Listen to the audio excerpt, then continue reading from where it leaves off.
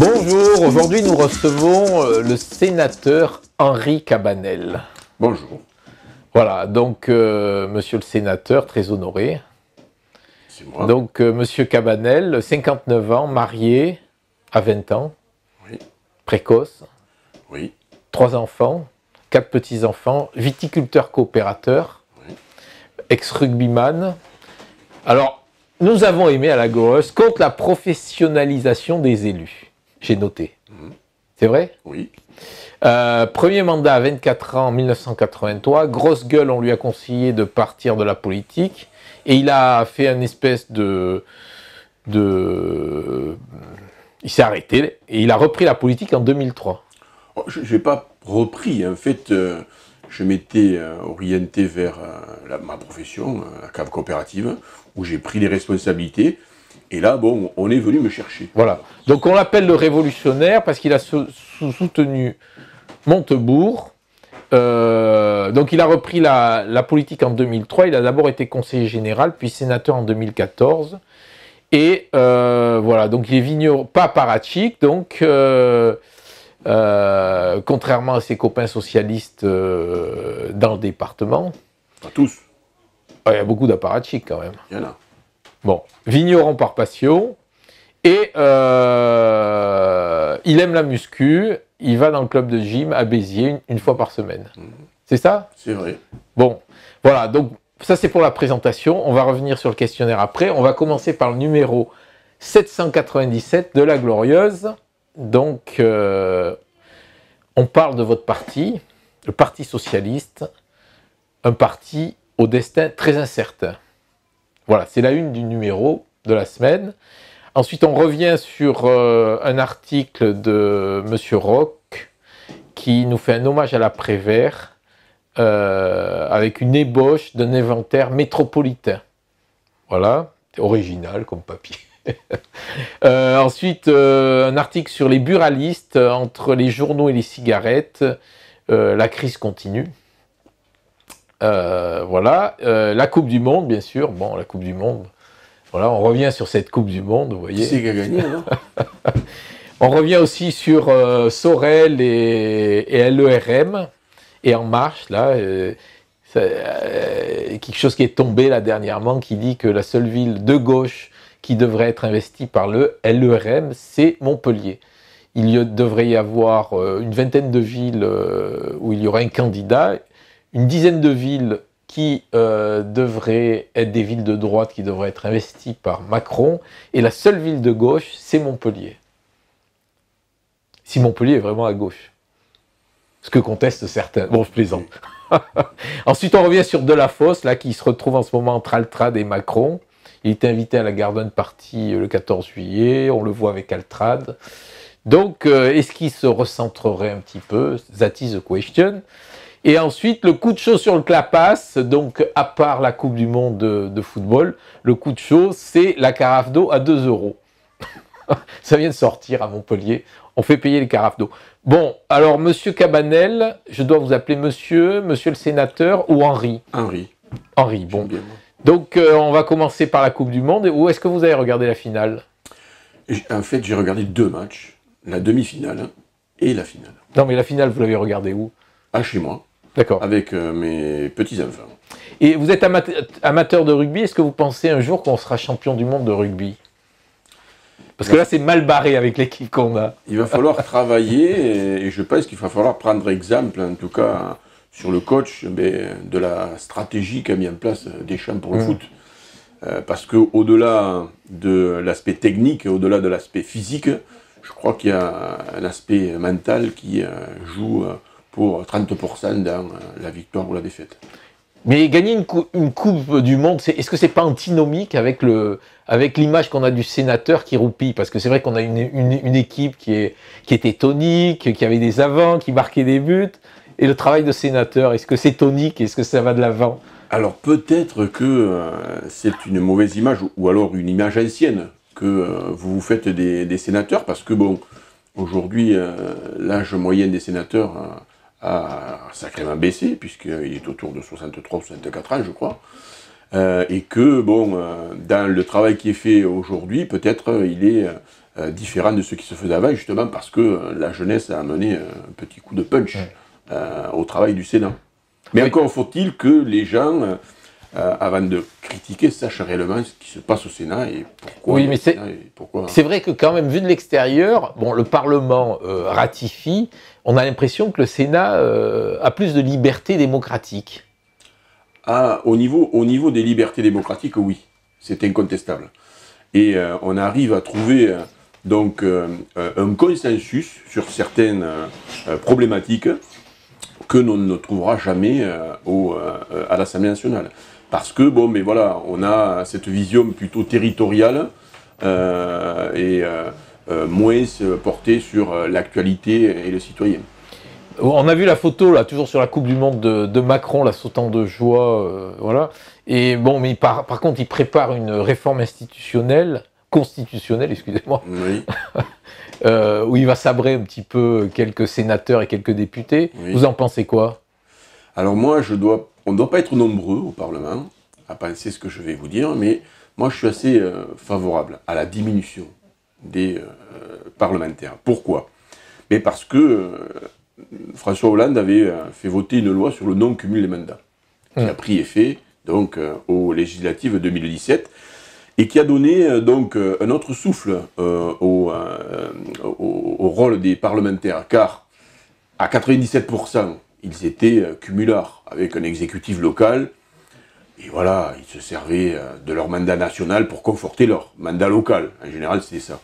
Là, aujourd'hui, ils sont à pratiquement 100%, je dis pratiquement parce qu'encore, il faudra laisser un peu de temps, à leur mandat national, donc ça change la donne. Par contre, là où je ne suis pas d'accord, c'est le fait de regarder le nombre exclusivement par rapport aux critères démographiques. Moi, je souhaiterais, j'ai fait une proposition en ce sens à mon groupe, dont on en discutera en septembre quand la loi arrivera au Sénat, qu'il y ait un critère d'espace.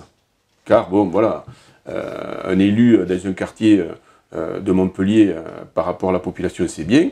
Quand on est parlementaire de la 5e circonscription de l'Hérault, où il y a plus de 237 communes, ça fait beaucoup. Oui, donc, alors, il y a un truc que j'ai pas compris, moi. Vous êtes de Servian, vous êtes président de la CAF coopérative, vous étiez, et vous êtes toujours? Non. Vous étiez président de la CAF coopérative, vous êtes présenté plusieurs fois à la mairie, et vous avez toujours perdu.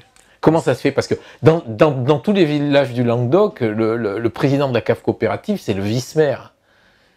Ça l'était peut-être avant, mais ça l'est moins maintenant, hein, parce qu'il y a des viticulteurs, il y en a de moins en moins quand même. Hein.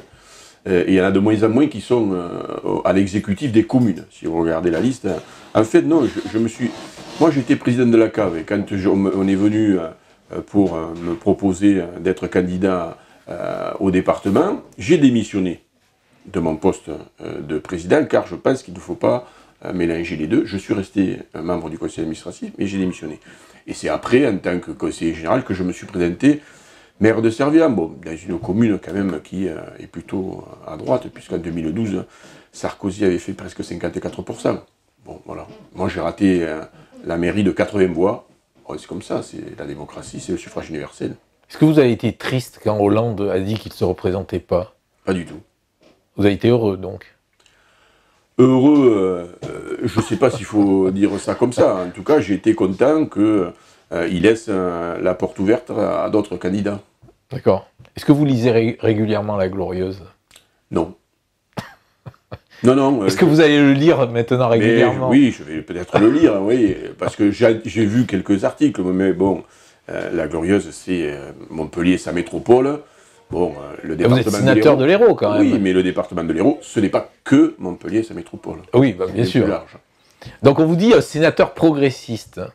Comment vous avez fait pour être épinglé dans des colonnes par l'affaire du Gloria Gate? Ah, du Gloria Gate. Mais... Alors, pour nos lecteurs, vous employez votre épouse comme assistante à l'époque où c'était autorisé. Maintenant, je crois que c'est fini. Oui, ça l'est depuis la loi. Enfin, vous n'étiez pas le seul, mais bon, oui. Vous le faisiez. Oui, je le faisais. Je l'ai fait parce que ça a été un choix, vous savez, au niveau de mon investissement et de mon engagement politique, quelle que soit l'engagement, dans un couple, il faut qu'il y en ait un qui supporte aussi le fait que je fasse de la politique. Bon, dans l'occurrence, mon épouse. Et comme là, notre vie allait changer, puisque je partais 3 jours par semaine à Paris, bon, j'ai voulu l'associer à mon travail dans le rôle qu'elle avait de tenir mon agenda, etc., pour un petit peu me faire pardonner de mon absence pendant 3 jours. C'était le but, quoi. Elle avait un emploi à plein temps, elle a démissionné pour venir m'aider sur des salaires qui n'ont rien à voir avec Pénélope Fillon, puisque en gros elle touchait 850 € par mois, et elle a perdu même par rapport à son mi-temps qu'elle avait. Mais c'était un choix, une volonté, la loi est passée, bon, j'ai respecté la loi, c'est normal, et le mois après, elle a été donc licenciée comme le prévoit la loi. D'accord. Vous êtes proche d'Arnaud Montebourg, vous militez toujours pour la 6ème République? Je milite toujours pour la 6ème République parce que je crois qu'aujourd'hui, nous sommes arrivés à un niveau où la 5e est tellement présidentialisée que je crains sur la démocratie et le pouvoir du Parlement. Est-ce que les frondeurs sont responsables de l'échec du gouvernement Hollande? Je ne pense pas qu'il faille le voir de cette façon. Je crois qu'il est important pour le Parti Socialiste, et ce que je reproche au Parti Socialiste aujourd'hui, c'est qu'il ne le fasse pas, il est important de faire l'analyse de ce qui nous est arrivé. S'il y a eu des frondeurs, c'est peut-être qu'il n'y a pas eu suffisamment de dialogue entre le gouvernement et ses parlementaires, et s'il y a eu des frondeurs, c'est que la politique qu'a engagée Hollande n'était pas celle qui était voulue par certains. Bon, aujourd'hui, le Parti Socialiste veut renaître, mais je ne pense pas qu'on puisse renaître sans savoir pourquoi on est arrivé à ce niveau où on est aujourd'hui. On vous a interrogé là dans le dernier numéro sur le PS est-il mort? Vous nous déclarez, ce qui me rassure, c'est de voir que localement, dans les communes et la région Occitanie, il y a une réelle volonté de faire de la politique autrement. Oui. Vous nous déclarez ça. Pourquoi avoir omis l'échelon départemental? Je ne l'ai pas omis, l'échelon départemental, mais je ne pense pas qu'aujourd'hui, l'échelon départemental fasse une politique autrement par rapport donc à l'attente des citoyens. Quand je parle d'une politique autrement, c'est, vous voyez, vendredi, j'étais au lycée Georges Frêche, où la région avait organisé une consultation avec les citoyens sur l'alimentation en Occitanie, avec donc une consultation sur Internet, avec des consultations à travers des réunions comme à laquelle j'ai participé vendredi, et in fine, une votation. Ça, j'appelle faire de la politique autrement, c'est-à-dire que le suffrage universel nous permet d'être la démocratie représentative, que sont les élus, mais je crois qu'aujourd'hui, il faut faire la place à la démocratie participative. Aujourd'hui, je ne pense pas que le département soit dans cette logique-là. Une fois élu, est-ce que vous n'avez toujours pas pardonné à Kléber Mesquita d'avoir soutenu la liste Billac en 2014? Moi, je pardonne. C'est pas que je pardonne ou que je pardonne pas. Il y a eu le choix du Parti Socialiste de soutenir un candidat. Ce candidat a été élu. Maintenant, si Kléber Mesquita a choisi un autre candidat qui n'a pas été élu, c'est son problème, c'est pas le mien. D'accord. Que pensez-vous du PS là? Alors bon, les langues de paye, ils disent que c'est un parti un peu spectacle. C'est vrai, quand vous mourrez sur scène comme Georges Frêche, vous êtes adoré, et quand vous partez ou vous êtes battu, vous êtes oublié. Je prends comme exemple Mandroux, Vézinet ou Moore. C'est vrai, mais bon, c'est les dures lois de la politique. On sait très bien que quand on fait de la politique, on est éphémère, dans le sens où il y a le suffrage universel qui fait le choix de vous reconduire ou pas, mais ça, vous le savez au départ. Maintenant, si vous avez été battu, c'est pas pareil que quand on se retire. Bon, André Vézinet, par exemple, s'est retiré, il n'a pas été battu. D'autres, comme Jean-Pierre Moore, ont été battus. Là, bon, c'est plutôt de savoir et de comprendre pourquoi, effectivement, il y a eu cette défaite, c'est que tous les atouts n'étaient certainement pas réunis. Est-ce que c'est difficile d'être sénateur socialiste et élu de communes rurales et d'être pas trop bien avec le président du conseil départemental, financeur de ces petites communes? Non, pas du tout. Moi, d'abord, je ne suis pas dans l'exécutif de la commune, je suis conseiller municipal, Mais pas du tout, ça n'a rien à voir. Par contre, la difficulté qui est la nôtre en tant que sénateur pour défendre la ruralité, là oui, c'est vrai que c'est un peu délicat parce qu'on est confronté à ce microcosme parisien qui pense qu'en dehors de l'île de France, la France n'existe pas. Donc à nous de nous défendre, et je pense qu'on est relativement nombreux, si ce n'est que, bon, par rapport à la loi qui va arriver, la loi constitutionnelle où on va diminuer des élus, c'est encore une fois le rural qui va payer les pots cassés de cette volonté. Qu'est-ce que c'est d'être un sénateur de gauche dans la France de Macron? Mais moi, vous savez, je suis pour des partis forts. Mais des partis qui assument la responsabilité qu'ils auraient jamais dû perdre, c'est-à-dire de définir des politiques claires, de définir des idées pour un idéal de société. Donc moi je me reconnaissais dans les convictions du socialisme de Jaurès, qui aujourd'hui a des difficultés à se mettre en avant parce que les partis politiques, et ça ne touche pas que le Parti socialiste, sont devenus des machines électorales pour gagner des élections et ont oublié, et ont fabriqué des professionnels de la politique et ont oublié ce qui était leur rôle, c'est-à-dire de produire des idées pour un idéal de société. Et ça, j'espère qu'un jour ou l'autre, on le reverra et on pourra débattre sur ces sujets-là. Est-ce que vous êtes favorable à l'extension du modèle lyonnais de métropole? Alors bon, Lyon, c'était spécifique parce que la métropole lyonnaise était aux trois quarts le département de ce même territoire. Pour le reste, je crains qu'aujourd'hui on soit dans une période transitoire. Et il faudra effectivement voir comment on redéfinit les cartes, mais le département est une échelle essentielle pour la ruralité et pour une péréquation au niveau des moyens dans les ruralités. Quel est votre regard sur Montpellier et ses guéguerres entre notables? Peut-être vous en avez écho jusqu'à Servian. Bien sûr qu'on en a écho. Mais je trouve ça regrettable parce que les gens en ont assez de la politique politicienne. Ce qu'ils veulent, c'est bon, des politiques claires, des actes qui vont améliorer leur quotidien. Donc c'est ce qui nous a amené aujourd'hui à avoir une société qui regarde les élus avec une critique acerbe, un anti-parlementarisme ambiant, et qui touche même les élus locaux. Mais je crois qu'il faut qu'ils comprennent qu'aujourd'hui, il faut qu'ils s'adressent davantage aux citoyens plutôt que de faire leur guéguerre entre eux, qui n'intéressent qu'eux d'ailleurs. La social-démocratie a-t-elle un avenir?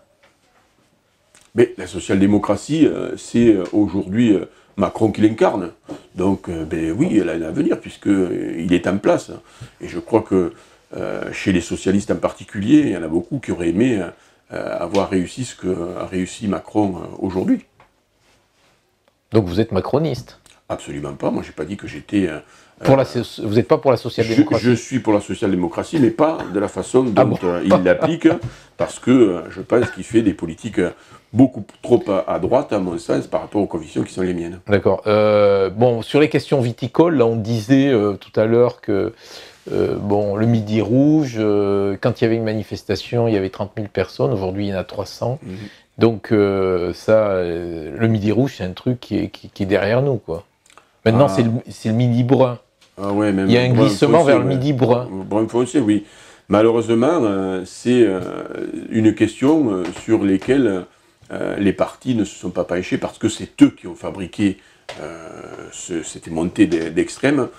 Et donc la diminution, effectivement, des viticulteurs et puis la ruralité, parce que c'est vraiment dans la ruralité qu'on trouve ces votes donc extrêmes, sont un véritable danger pour notre démocratie.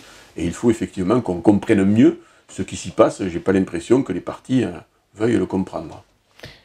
Donc vous faites quoi là pour vous vivez dans les environs de Béziers, dans la deuxième ceinture, on peut appeler ça, Servian? Oh non, Servian, ça fait partie de l'agglomération. Ah oui, excusez-moi. Oui, donc dans le département de l'Hérault, il n'y a pas que Montpellier. Mais je sais, mais on s'intéresse à tout le département. Mais je pensais que c'était la deuxième ceinture. Non. Donc la première ceinture de Béziers, Donc, vous faites quoi pour stopper la progression donc, de Ménard?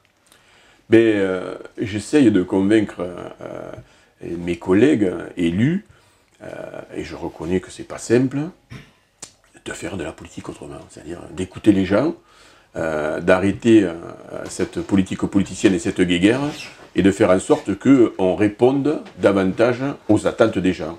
Et la première des choses, c'est de les écouter et d'être proche d'eux en permanence. Et je crois que là, on arrivera à trouver les moyens de freiner aujourd'hui la dynamique des Ménards, parce qu'ils sont deux. D'accord. Et au niveau des députés LERM, dans l'Hérault, est-ce qu'il y en a un qui a grâce à vos yeux? Alors moi, vous savez, je suis très respectueux du suffrage universel. Donc c'est des gens qui ont été élus comme j'ai pu l'être et comme le sont tous les élus.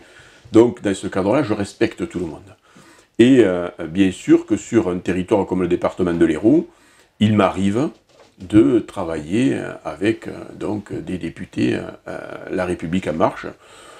Il y en a deux en particulier trois avec lesquels je travaille. C'est Vignal, qui était un ancien socialiste, avec qui j'ai de très bons rapports, et plus particulièrement sur le Biterrois, Christophe Zé et Philippe Huppé, qui a un intérêt particulier pour la viticulture et la ruralité, et on arrive très bien à trouver des liens qui nous rapprochent.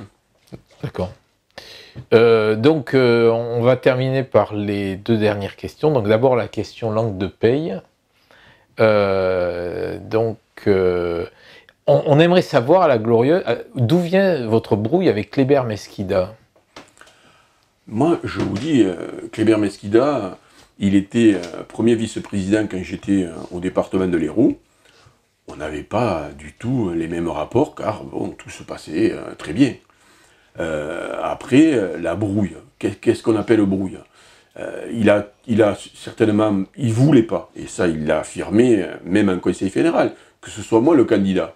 Bon, à partir du moment où le Conseil fédéral et les militants m'ont choisi, et que son poulain n'a pas été élu, j'ai été rayé du protocole du département, mis à part pour les vœux. Bon, je ne fais plus partie du protocole, même pas pour des manifestations que j'avais créées d'ailleurs avec ma directrice de cabinet. Bon, moi, ça ne me change pas la vie. C'est dommageable dans l'image que l'on donne. Après, moi, je n'ai pas besoin de Kléber Mesquida, pas plus que lui, il a besoin de moi. Très bien. On va terminer par la question chapeau, si vous voulez choisir un papier, et vous nous le lisez. Je gagne quoi, alors? Vous gagnez le droit de répondre. Chapeau. Dans les sondages pour les européennes de 2019, le PS est donné entre 4 et 6%, selon les instituts. Est-il en train de disparaître? On en a parlé un petit peu. Je pense que s'il ne réagit pas comme il le devrait, et qu'il comprenne qu'il est dans un tournant qui peut l'amener à disparaître, oui, certainement, il disparaîtra. Mais je reviens à ce que déclarait Jaurès. Jaurès disait, le courage en politique, c'est de chercher la vérité et surtout de la dire. Je crois que le PS s'en sortira si effectivement il a le courage de chercher la vérité qui nous a amenés à cette défaite et d'expliquer pourquoi il met une autre ligne en place pour renaître de ses cendres. Les européennes, c'est court. Effectivement, ça sera difficile de dépasser les pourcentages qui sont prévus. Mais bon, voilà, l'espoir fait vivre. Moi, je compte beaucoup sur le fait qu'on essaye de comprendre ce qui nous est arrivé. Très bien. Je vous remercie, Merci monsieur le sénateur. Merci à vous.